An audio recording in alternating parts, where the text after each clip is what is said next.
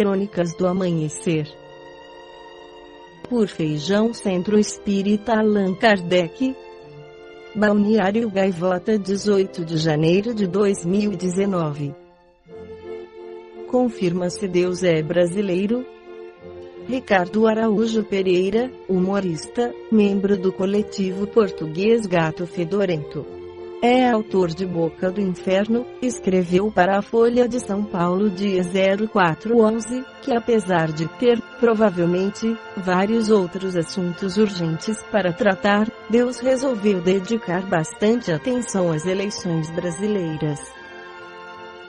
Na Indonésia, ele permitiu que houvesse um sismo, um tsunami e uma erupção vulcânica.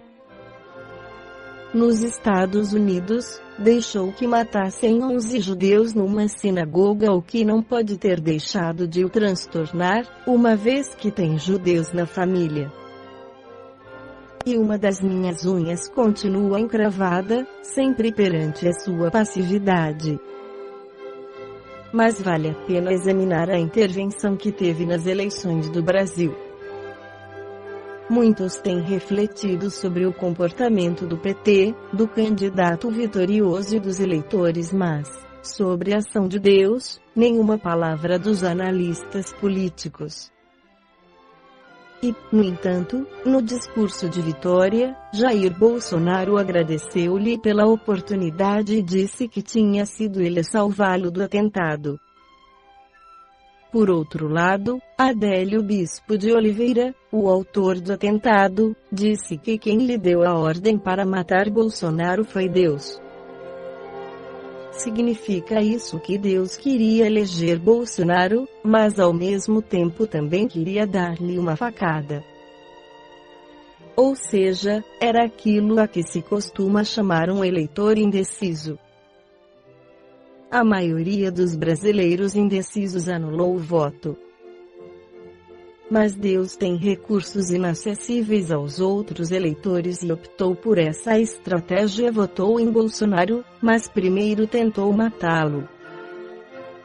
Não sou especialista em ciência política, mas me parece uma lição de democracia muito interessante. É um voto de confiança acompanhado de um voto de desconfiança. Apoia, mas com reservas. Elege, mas dá um aviso claro, com eloquência que só uma facada nas tripas pode ter. Um dos problemas da democracia é que a cruzinha no boletim não é capaz de captar todas as sutilezas do voto. Ou se vota sim ou não. Ora, às vezes vota-se num determinado candidato sem convicção, ou até com repugnância, ou como forma de protesto. Mas a cruzinha só transmite a mensagem simplista do apoio. Fazia falta que, para cada candidato, houvesse uma lista de opções: voto nele contrariado, voto nele, mas, se pudesse, dava-lhe uma facada. Foi o que Deus, sabiamente, fez. Se pudéssemos ir temperando a ação e o discurso dos dirigentes políticos à força de facadas, talvez a democracia tivesse adeptos mais fervorosos. O autor fala sobre a providência divina que, segundo Allan Kardec, em A Gênese, é a solicitude de Deus para com as suas criaturas. Ele está em toda parte, tudo vê, a tudo preside, mesmo as menores coisas. É nisto que consiste a ação providencial.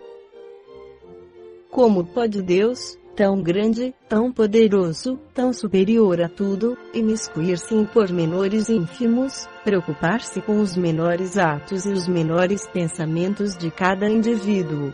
Esta a interrogação que a si mesmo dirige o incrédulo, concluindo por dizer que, admitida a existência de Deus, só se pode admitir, quanto à sua ação, que ela se exerça sobre as leis gerais do universo, que o universo funcione de toda a eternidade em virtude dessas leis, às quais toda criatura se acha submetida na esfera de suas atividades, sem que haja mister intervenção incessante da providência. No estado de inferioridade em que ainda se encontram, só muito dificilmente podem os homens compreender que Deus seja infinito, pois, vendo-se limitados e circunscritos, eles o imaginam também circunscrito e limitado. Imaginando-o circunscrito, figuram no quais eles são, a imagem e semelhança deles. Os quadros em que o vemos com traços humanos não contribuem pouco para entreter esse erro no espírito das massas, que nele adoram mais a forma que o pensamento. Para a maioria, é ele um soberano poderoso, sentado num trono inacessível e perdido na imensidade dos céus. Tendo restritas suas faculdades e percepções, não compreendem que Deus possa e se digne de intervir diretamente nas pequeninas coisas. Impotente para compreender a essência mesma da divindade, o homem não pode fazer dela mais do que uma ideia aproximativa, mediante comparações necessariamente muito imperfeitas, mas que, ao menos, servem para lhe mostrar a possibilidade daquilo que, à primeira vista, lhe parece impossível. Suponhamos um fluido bastante sutil para penetrar todos os corpos. Sendo ininteligente, esse fluido atua mecanicamente, por meio tão só das forças materiais. Se, porém, o supusermos dotado de inteligência, de faculdades perceptivas e sensitivas, ele já não atuará às cegas, mas com discernimento, com vontade e liberdade verá, ouvirá e sentirá. As propriedades do fluido perispirítico podem nos dar uma ideia. Ele não é de si mesmo inteligente, pois que é matéria, mas é um veículo do pensamento, das sensações e percepções do espírito. O fluido perispiritual não é o pensamento do espírito, é, porém, o agente intermediário desse pensamento. Sendo ele que o transmite, fica, de certo modo, impregnado do pensamento transmitido, na impossibilidade em que nos achamos de isolar o pensamento, a nós parece que ele faz corpo com o fluido, dando-a entender que são uma coisa só, como sucede com o som e o ar, de maneira que podemos, a bem dizer, materializá-lo. Assim como dizemos que o ar se torna sonoro, poderíamos, tomando o efeito pela causa, dizer que o fluido se torna inteligente. Seja ou não assim no que concerne ao pensamento de Deus, isto é, que o pensamento de Deus atue diretamente ou por intermédio de um fluido, para facilitar a nossa inteligência, figuremo-lo sob a forma concreta de um fluido inteligente que enche o universo infinito e penetra todas as partes da criação. A natureza inteira está mergulhada no fluido divino. Ora, em virtude do princípio de que as partes de um todo são da mesma natureza e têm as mesmas propriedades que ele, cada átomo desse fluido, se assim nos podemos exprimir, possuindo pensamento, isto é, os atributos essenciais da divindade estando o mesmo fluido em toda parte, tudo está submetido à sua ação inteligente, à sua previdência, à sua solicitude. Nenhum ser haverá, por mais ínfimo que suponhamos, que não esteja saturado dele. Achamo-nos então, constantemente, em presença da divindade, nenhuma das nossas ações lhe podemos subtrair ao olhar, o nosso pensamento está em contato ininterrupto com o seu pensamento, havendo, pois, razão para dizer-se que Deus vê os mais profundos refolhos do nosso coração. Estamos nele, como ele está em nós, segundo a palavra do Cristo. 1 João 4:13.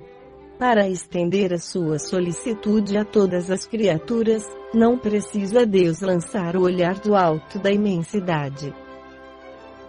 As nossas preces, para que ele as ouça, não precisam transpor o espaço, nem ser ditas com voz retumbante, pois que, estando sempre ao nosso lado, os nossos pensamentos repercutem nele. Os nossos pensamentos são como os sons de um sino, que fazem vibrar todas as moléculas do ar ambiente. Longe de nós a ideia de materializar a divindade.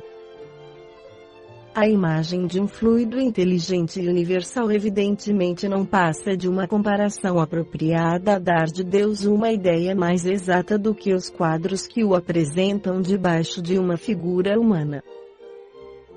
Essa imagem se destina a fazer compreensível a possibilidade que tem Deus de estar em toda parte, de se ocupar com todas as coisas.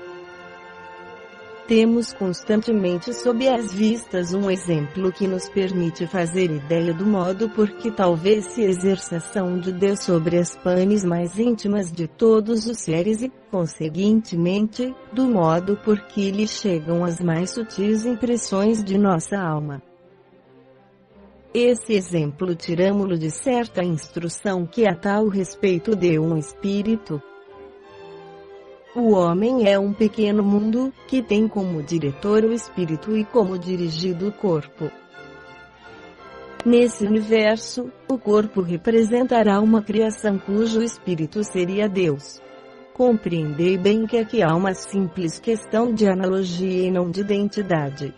Os membros desse corpo, os diferentes órgãos que o compõem, os músculos, os nervos, as articulações são outras tantas individualidades materiais, se assim se pode dizer, localizadas em pontos especiais do corpo.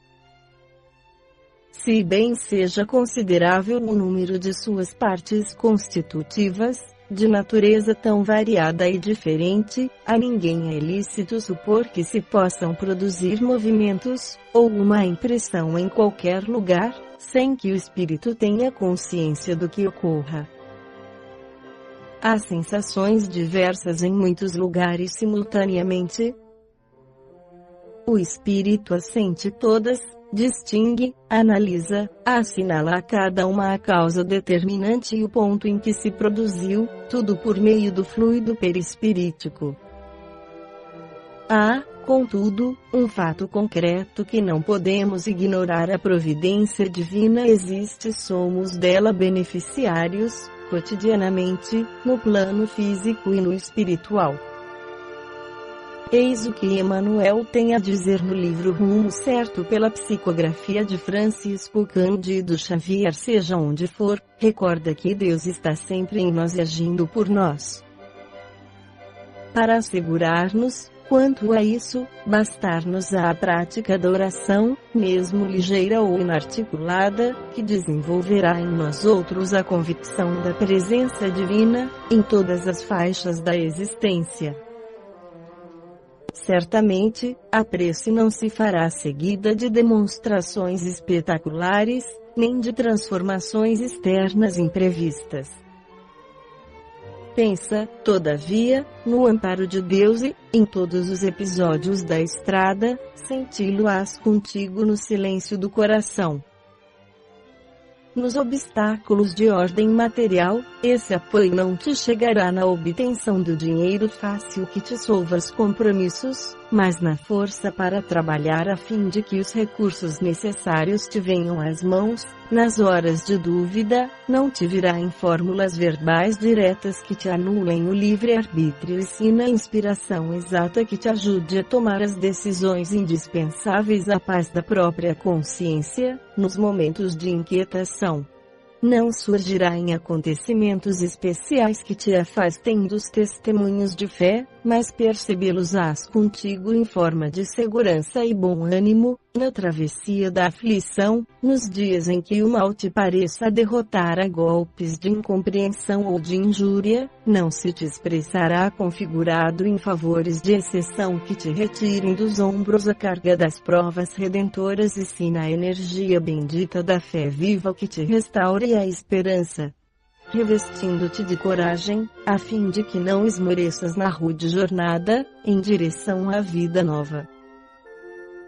Seja qual for a dificuldade em que te vejas ou a provação que experimentes, recorda que Deus está contigo e nada te faltará, nos domínios do socorro e da bênção, para que atravesses todos os túneis de tribulação e de sombra, ao encontro da paz e o caminho da luz. Esta foi a crônica do amanhecer de 18 de janeiro de 2019, por Feijão Centro Espírita Allan Kardec.